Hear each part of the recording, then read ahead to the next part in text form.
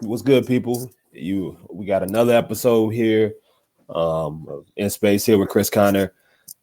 Please forgive my voice. Had a long night yesterday, but wanted to tap in with y'all again. As we talked about the last episode, hope everybody had a good holiday or is enjoying the beginning of the holiday season one way or another. This time, though, we brought back favorite guest of mine, one of my favorite followers on Twitter. If you don't follow him already, please tap in. I got Coach Mike Cyprien here with me. I don't know if y'all see, he got the brand with him today, the Femdo Line Polo.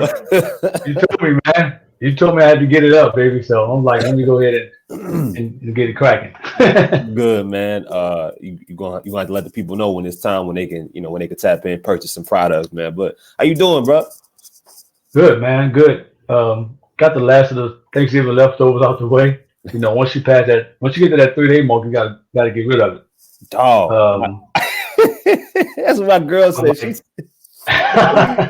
She said at Thursday, because I could eat leftovers for a little bit, but she ain't really, but that's not really her thing. She was like, Monday night, all is going out. Yeah.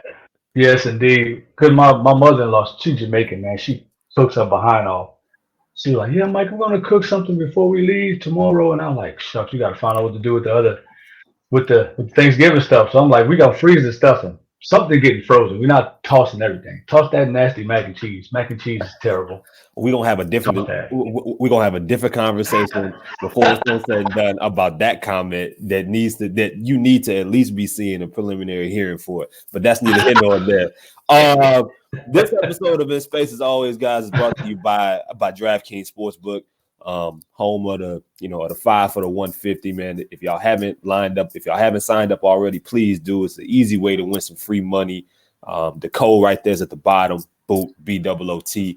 And yeah, man, let's get into the show. So the reason we here, Mike, is because there's always things to talk about in the sports. There's always things to talk about, specifically in the NBA, which is like, I mean, every day something's happening. There's some type of subject that can be deemed or is literally controversial. But so a few days ago, for like the second night in a row, I feel like the Lakers been playing the Spurs like all week, damn near. But man, on the beginning of it, back in the standings. They're trying to get the Lakers called back up in the standings, scheduling some of them cupcakes back to back. I mean, the only positive in this is that their schedule in December is brutal. It's absolutely brutal. I mean, a lot of good teams, a lot of road games. It's ugly, man. But at the end of the first game against the Spurs earlier this week, Anthony Davis he had a post-game interview because I don't know if you saw it or not, and I got the video. We're going to play it, but AD had comments about Lonnie Walker, who had a little, the Spurs recognized him for his time in San Antonio and gave him a little video trip. Mm-hmm. And AD said this. Probably a little emotional for a game of tribute. Wish I had one of those, but it's good to always play back in your old team.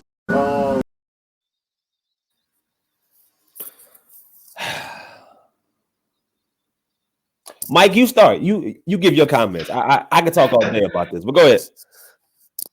So I didn't even listen to. That's my first time listening to what AD actually said, because it was loud in the house, so I saw the caption, read the caption. And if we're talking strictly off what he did on the court, yes, my man put up historic numbers. Pelicans had a national spotlight strictly because of how good he was, how dominant he was. We saw the best version of AD, in my opinion, when he was here. But it's just something about outside influences. It's just how he ended his tenure. I don't think a lot of people say, well, AD doesn't owe us anything. He doesn't owe us a goodbye post on Instagram, but he doesn't owe the billboard saying thanks, that's all, folks. You know, Chris, how petty we are in the city. You know exactly how petty New Orleanians can get, and you cannot leave how he did. We haven't booed Chris Paul once and he left. We haven't booed Drew Holiday once, but them dudes were as classy as you can get. And whatever was said behind the scenes to whoever, we don't know that. We just know what them dudes gave us on their way out. How positive they were. Chris Paul still speaks glowingly about the city, not basketball related. You can walk in Harris and see Chris Paul in Harris, and he'll chop it up with you, take pictures with you like he's one of us. And that's what when you play in New Orleans. I mean, CJ McCollum gets it already about how to embrace the city, and there's something about that, at least verbally and out in public spaces, we never got from AD. And then when it was time for him to go, then he got petty. He got with the "that's all" shirt. I think Griff needs to probably put Porky Pig on the jumbotron at the end of one of the Lakers games. Yeah. And let that be his tribute.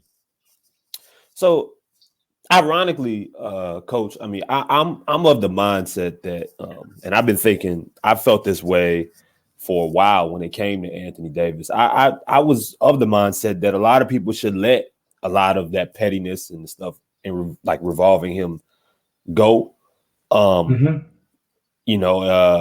He was just too much. He's been too much of a topic. And I think for this team, especially where this franchise is after the Anthony Davis trade, because of the Anthony Davis trade, like he's in a lot of ways, he should be treated as an afterthought. He shouldn't command as much attention as he does. And I think that we were slowly starting to get away from that. I mean, the jokes are always going to fly or whatever, but part of that goes into why he doesn't have a video tribute, mainly because it's, I think, energy from his side and some of his supporters on the way out and afterwards that was never really talked about. It was almost as if he was, and still is, shocked why the city, the fans, and others feel the way that they feel about him. Right. And there's like a sense of entitlement as well that's involved. Like, look, bro, and Mike, I tell people this all the time. Like, I remember the morning I woke up and the original Anthony Davis request came out. He was actually hurt during that period of time, but I remember when it came out. And my first response wasn't like, hey, AD a sucker, or, it wasn't negative. Like my energy wasn't towards him. I was actually, everybody for the most part, when the trade request first came out, they knew it was coming and they understood. They told like a good majority of people understood. The people even at that time feel like, hey man, part of this responsibility, you got to take part, some point of accountability in regards to how this team was structured and your availability on the floor, and you not wanting to play the five, and some things that you could have done better that other superstars around the league have been doing with lesser talent. But all that changed after everything, pretty much after that day, through his through his management and the Lakers getting involved and some of his comments afterwards, stuff like that. That's where it really changed. And I don't know where the disconnect is with his side not being able to see that. Yeah. And he let everybody speak for him. And that kind of parallels with, and I hate to pick at a scab, but it kind of parallels with what a lot of people were thinking about when we didn't hear from Zion from all of that time, where we were like, okay, what are you thinking? Because we've been through this before. Now Zion's way younger than AD in that process, and it wasn't ever fair to attack Zion. But speaking to AD, you can't leak all of this or let stuff get leaked or let people speak on your behalf when you're on your second contract. Like, you're a max contract top 5 player in the league. You ought to be able to speak for yourself. You can't just let the fans who defend you, to a lot of people, because now we don't, a lot of fans, I don't want to say we, but fans, the jokes flying about the street clothes stuff. But when AD had the Pelicans jersey on, a lot of fans, if not every fan that that rooted for the Pelicans defended that dude. Correct. So while you may not owe them an explanation, the fan base doesn't owe you any kind of gratitude, although we don't owe you any warm welcome when you come back. And that's the thing that a lot of the entitlement that you speak of, because a lot of people from outside of New Orleans that say, well, y'all were lucky to have him, or y'all ran off another player, and this, that, and the third. Well, people understand that trades happen. I mean, me for one, I don't speak for everybody. I was one of the very few at the time that defended LeBron with the decision. So I was like, it's free agency. He played out his contract. That happened. Not how he went about it was terrible. Yeah. But dudes move around all the time. So how would I look, being mad at AD wanting to put himself in a better situation for his career, especially when you talk about legacy and rings and not getting over the hump, stuff like that. I wouldn't have been upset with him, but when it came out that people was taking little pot shots and he was letting people say certain things and make the organization look bad to justify him making a trade request, and he wasn't saying anything, then all of a sudden you get into a situation like, all right, well, AD, what do you want, bro? Well, we've defended you, we've rolled for you. When people took shots about the city not being a basketball city and not knowing how we showed out in that Portland series. Cool. When like who is Drew Holiday pointing at when AD's flexing after he dunked on somebody? we had the dudes back, and all we were like, okay, well, just don't leave us in the dark. So if you don't owe us that, then we don't owe you a warm welcome. The organization can do what you want, but you're not gonna stop the petty from the fans. It goes both ways. I mean, it's like there was no thank you from him, right? I mean, I don't to this day, nothing in the paper, nothing in an article. I mean, I don't remember him ever, it's not like AD, he's like an accidental, misguided villain, right? Because he ain't said, oh, the city sucks, Baron Davis to this day, Baron Davis to this day will not say many nice things about the city of New Orleans. Hated it. No. I mean, what I'm saying? That's just AD, AD no, said, but it's the handling of it. It's things that, just almost being aloof to things that were done. And like a lot of what you mentioned about letting people speak for you, even like, okay, you wore the That's All Folks shirt, which again, I'm going to put back up here on your final day with your box and what you're packing away. And listen, it's so many different things. He left the game like halftime, or I think like first or second quarter. He wasn't playing. He was sitting on the bench, and this was after the league kind of stepped in and made the Pelicans play in a certain period of time. He leaves a national televised game, which is I think the Pelicans ended up winning that game. He leaves like the first, second quarter, and now Alvin Gentry's being asked about. He's pissed off. He doesn't know. He ain't been told nothing. That's part of it. You wear that shirt, and then afterwards, when you're asked about it, you say, "Oh, I don't know. I mean, I just, my stylist picked that out. I don't, bro. You a grown man, like, you know what I'm saying? Just own it. Just own it. Whatever it was. If AD would have came out and said, "Yo, man, I'm just tired of this," and maybe he can't say for business reasons, and for the league to have to get involved, I specifically want to go here. You can't be completely blunt, So everybody knew that it was a plan. The fix was in to get him to LA. Exactly. But all you got to do, like, he comes back. I mean, all these memories are coming back now, Mike. He doesn't speak for a week after the trade request comes in and the stuff starts to happen with Clutch. And his teammates when he's still a Pelican, his teammates, I remember Drew Holiday and a bunch of folks are up there talking about him. All the questions are at AD. But who you see in the background practicing putting up layups? AD. Oh, listen, they here for you, bro. Come up here and stand on what you did. Yes. It's that simple. Yep. And not, and we wouldn't be talking about years later, oh man, I wish that, because bro, eventually, like, they're gonna retire his jersey and he's gonna get a video tribute. And years from now, coach, he gonna say the same thing. A lot of players, a lot of adults, a lot of men say about things they didn't in their younger ages. I probably could have handled that differently.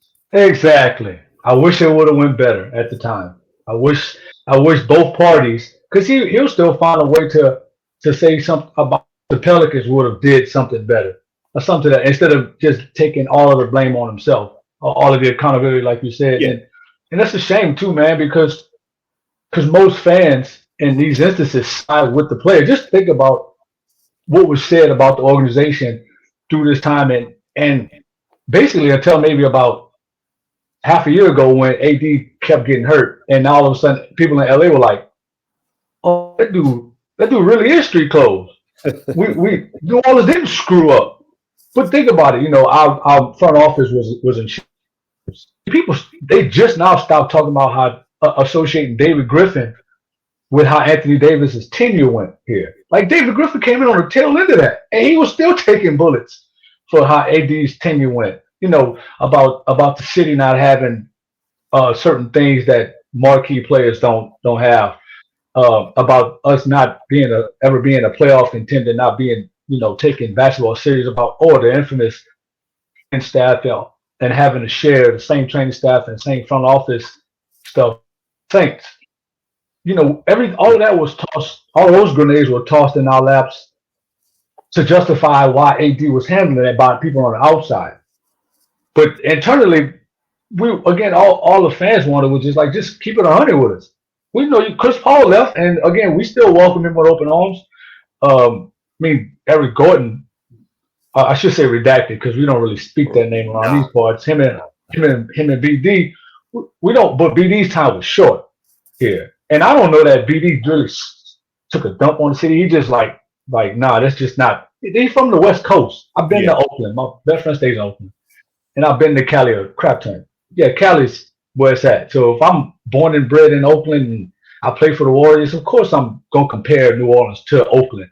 And it's not going to be the same. I get that. But it's just a way, even if, like Drew Holiday, even if, again, Drew Holiday wasn't happy, and he went into Griff and front office and expressed that behind the scenes. When Drew suited up, when Drew had the cameras on him, at the very worst, he tricked us into thinking he loved being here. So when when his trade request came out, it was understood. Like, yeah, we rebuilding. Drew deserves better than to be a part of a rebuild. Let's get him somewhere where he can have some kind of success. You could spin it that way. Is that it was that simple? Because if you kept it strictly about basketball, everybody, I mean,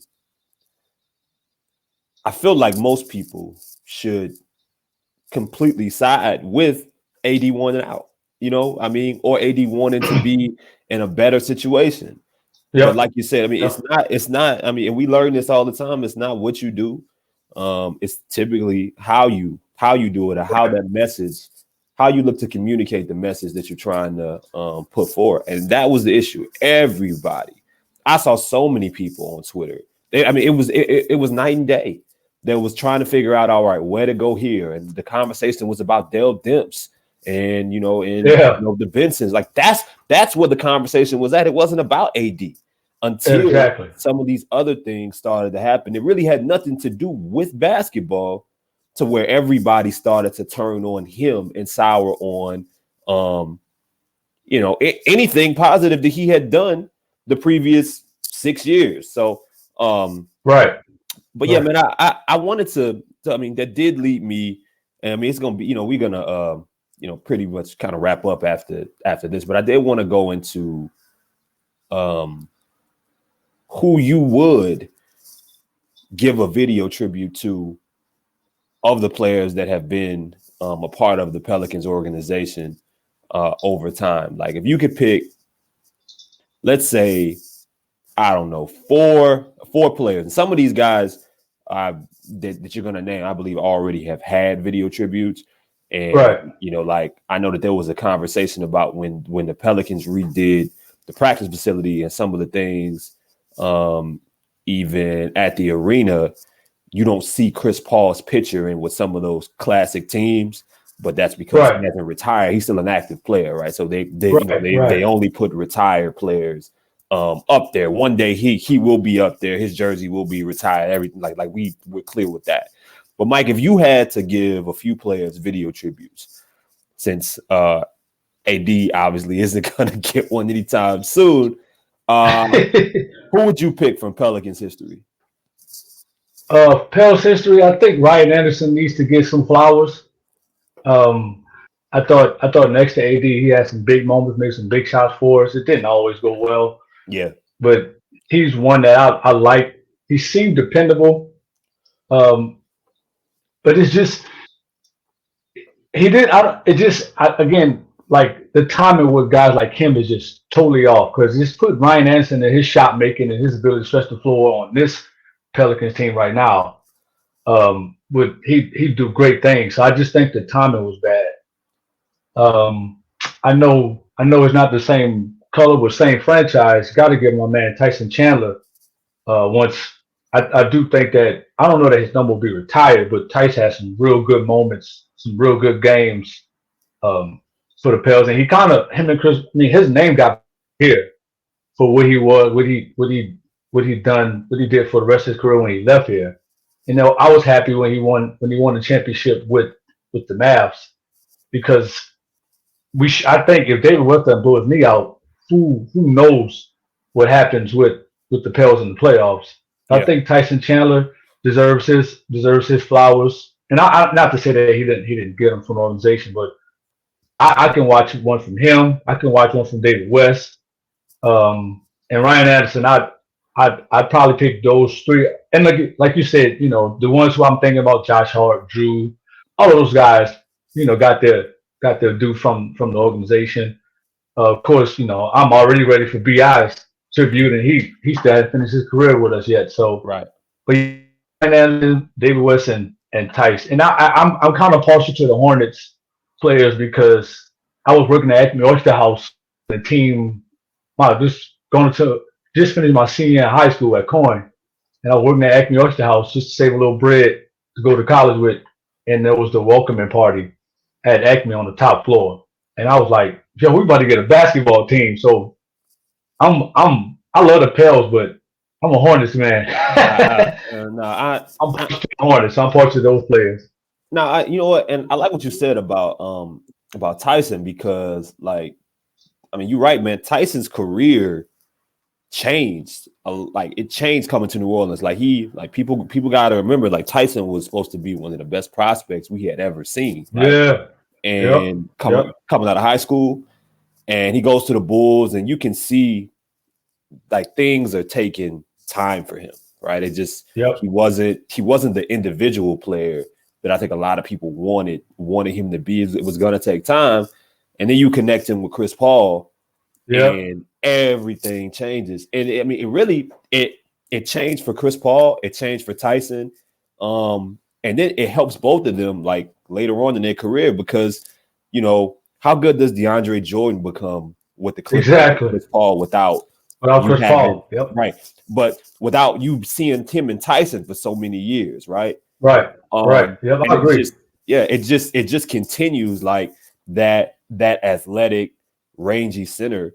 It bodes a great conversation for those that feel like guys like on this current roster and Jackson Hayes just simply need a point guard because you never know what someone like that can change, especially for someone that has those natural gifts. But yeah, Tyson, I mean, his whole career, if I'm correct, his first year of averaging a double-double was as a member of the Hornets. Just everything clicked for him, you know, around that time. His body was different.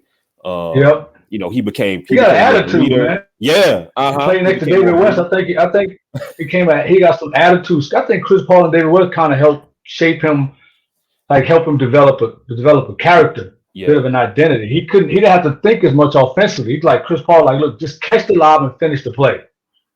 And then now he can focus. And I think that's why he became a better defender as well, because he didn't have to have so much offensive responsibility because he was playing next to Chris Paul and David West. So I think that helped him a lot. Yeah, Tyson's a really good pick. David West, I mean, look, man, you know, we talking about a dude that, man, was another dude that was a leader, was drafted in New Orleans. Really never was one of the most underrated players in the league for a long time. You know, I think what he was an all-star once, maybe twice in New Orleans. Him and Big Cat, Yeah, and just really went about his business. Really, nobody messed with him. I remember that. In that playoff series against Dallas. The first time they got there, where the Hornets just really wiped the floor with the Mavericks, and him and Dirk having moments, and it was just nothing that team could do. Right, David West had dominant moments, and for a dude that pretty much had a simple game before the game changed, before he had to, before a guy of of his size with his game maybe would have had to kind of revert to taking more perimeter shots, behind the 3-point line.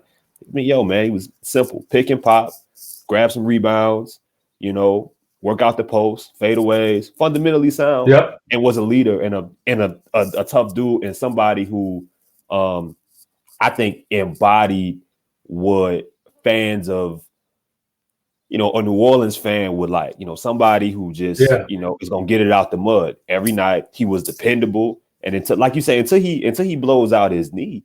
David West was one of the more dependable guys night to night, pretty much for the team, and that connection with him and Chris Paul, it was great, man. It was great to watch for many years, and should have lasted a little bit longer than it did. But I agree. Yeah, man. Shout out to D West, man. But yeah, I definitely agree with those. You mentioned others like Drew and Josh, and we know how that is. Now, I'll ask you this, and we will for real close out this time. If you can't say BI and you can't say Zion, and you had to pick somebody on this current team, you can't say BI, you can't say CJ or Zion. What current player on this roster would be your vote to be the next person to get a video tribute? You're kind of looking forward, but if you can't name anybody from the big three, who would be your guess to say, all right, that guy's going to be someone that we're going to be putting out a video for in 10 years, 15 years? Probably her, and I'm biased towards her because I had when I was playing in college, like, Mike, you're not going to get many shots. The ball touch your hand. If you open, shoot it. If not, pass it. Let the other guys do everything. You just go out there and you just guard the other team's best player, try your best. And her, I'm biased towards dudes like that, kind of like under the radar, underappreciated, and not her appreciated. Obviously, people know who he is as a defender, except the refs. They don't about who he is as a defender, but I'd say her, and JB's like nipping at his heels, because I think JB, what he's done since he's been here is kind of starting to get a little bit underappreciated. And we knew that was going to happen with Zion coming back. Somebody was going to be the odd man out of the top dogs, and that just happened to be JV. But I'd probably go her like 1A and JV 1B of the guys not in the big three. And man, I'm picking anybody, and I definitely love Jonas getting his flowers there. I'm picking anybody from last year's draft class. I mean, anybody, or the year before last. Anybody, whether that's Jose, who's undrafted technically, Herb, as you mentioned, or Trey. Any one of those guys are likely or in that range I could see getting it. I mean, Jose's become, a cultural phenomenon now. I mean, he's on his way to becoming like a verb, right? Like you got people in the World Cup, doing his GTA. doing the GTA. It's crazy. Like it's absolutely crazy. And I mean, he's in the midst of also just continuing to show he's a really good basketball player. And everybody loves Jose. He brings the energy, brings the passion. If he's able to stay a Pelican for, hell, I mean, Josh wasn't here that long, and he got some love. I don't think it's gonna take long for Jose.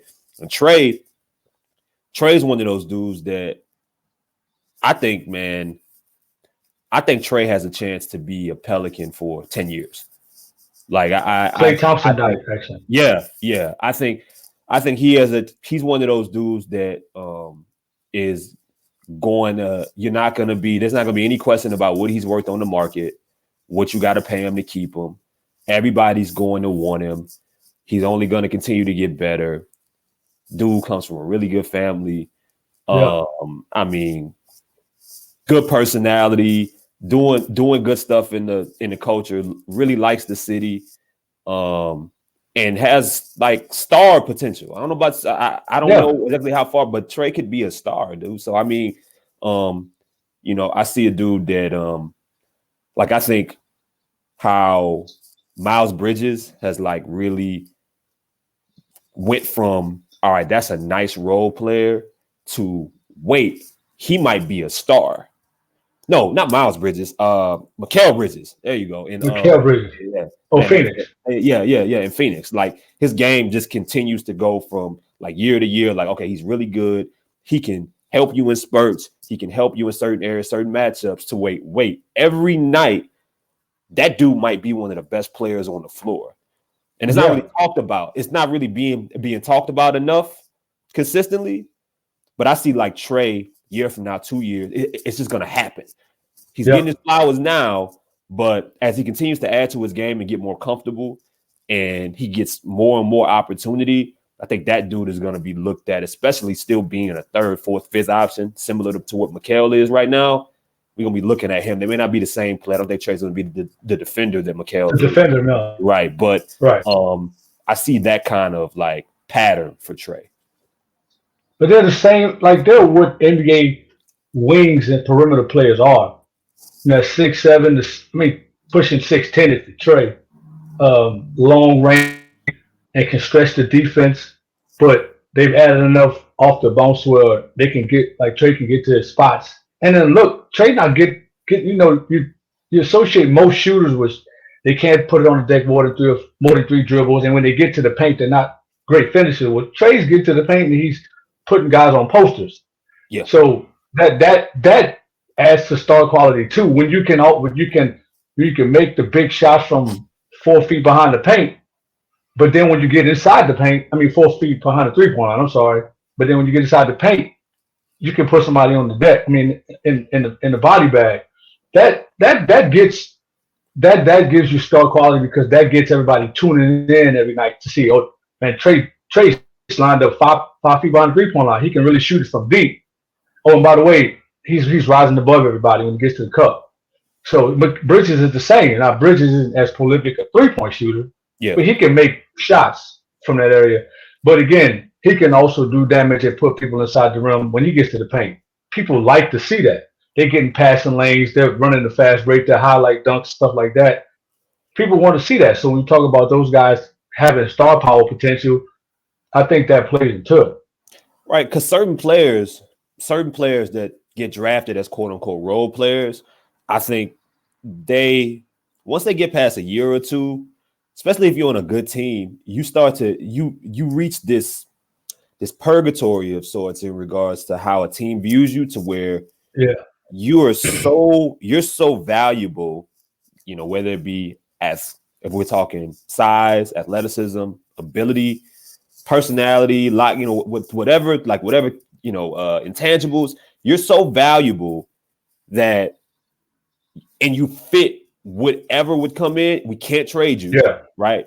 Even if it's for a star, we have to keep you because we need you next to whatever we're bringing in. And on the other side of that is we gotta pay you whatever the market, if not more, demands. Right.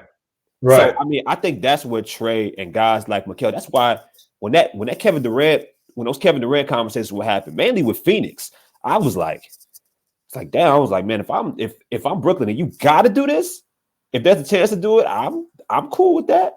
Because Phoenix, the last thing, if I was Phoenix, guys like Mikal, man, they do not grow on trees and they fit that. No, they fit the middle. Like they're so valuable to you, but you can't let nobody else get them because you didn't pay them. So what do you do? Yep. And those guys are on your team in your locker room for 10 plus years. You see it all the time. You got two of them too. You got Cam out there too. He's in that same mode where great two-way guy, can defend real well. He got to the point where he's dependable from three, but can also put it on the deck a couple dribbles and then go in traffic and finish above the rim. Like you said, at that size with those measurables, And then those intangibles, rotating real well off the ball, being able to guard the ball, great switches, defensive versatility, and then not needing the ball in their hands a whole lot, not Yeah. needing 12, 14 shots a game to go and get you 15 points because they can catch a shot or they can offense rebound and get and ones, catch and finish. Like you said, the market not gonna, those dudes aren't gonna get $30 or $40 million from your franchise because you're gonna get that to DeAndre, you're gonna get that to D Book. Chris Paul may wind up getting a couple coins from you. Somebody else is gonna look at Bridges and like, yo, he's pretty dang good. Yeah. Let us pull him away. And that doesn't do nothing but help everybody else in your league and your conference because now all of a sudden when you play Phoenix, you don't have to worry about who that guy's defending. He's somewhere else. So all of a sudden, some other team just really just helped you out by paying him. But I agree with your point that those dudes do so much for Phoenix and are so good in their system. They may not look sexy in another system, but they're good enough as individuals for somebody to drop a bag to and pull them away from there. Because at some point they're going to pay, and their franchise may say something like, "Well, we can't afford to pay you that right now, so you can go ahead and test the market." And there'll be some people out there that want to pay him. Yeah, I mean, we see it all the time, and sometimes it's just a matter of like let's say if Trey was 6'5", we might be having a different conversation. But you 6'10", 6'11", 6'9", I mean, you in that range with those abilities, like everybody is going to be knocking on your door.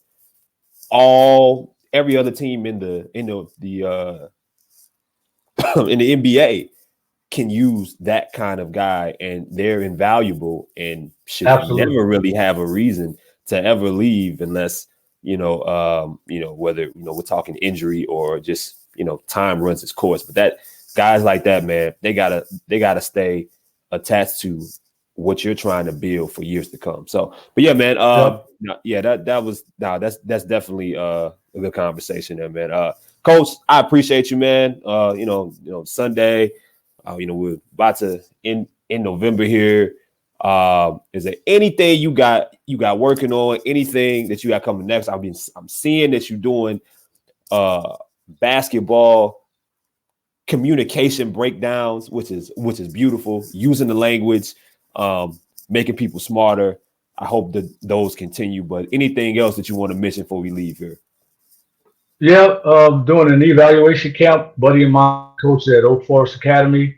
He wanted to partner with me using some of my scouting report, my scouting stuff, with Film No Lie based off. It's called a Film No Lie evaluation camp.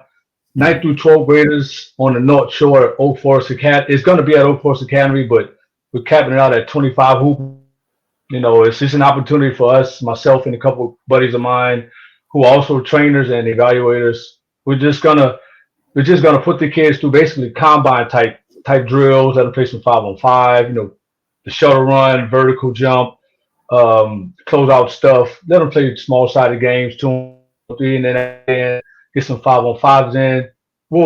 I've created a template that I can use to evaluate them, and then with that, I've been in communication with some colleges that an American Athletic Conference coach reached out, said that he liked it.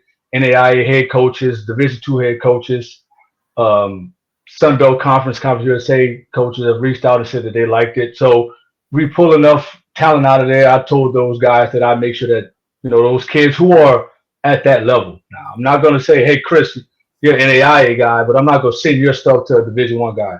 If you're NAIA level, if I think that that's what you are, then NAIA coaches will get it. And it's just a way to get some extra exposure. Kind of like what I'm doing with the scouts reports I do for the college kids, just bring it to the high school level. So 12th graders, December 3rd, that'll be next Saturday from 2 to 5. Still have about 10 spots left, so get signed up.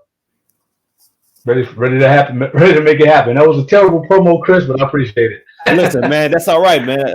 Listen, we building one way or another, man. Y'all please go tap in with your coach's favorite coach, Mike Cyprien. You can find him on Twitter at Coach CYP Coach Sip _ NOLA NOLA, all capital letters. Follow him on Twitter, man. It's a it's a good time. He's always making the basketball community, especially the people in New Orleans, smarter, and changing the course of kids' life and putting them in better situations just to get better and grow as young basketball players and as men, adults. So shout out to Coach.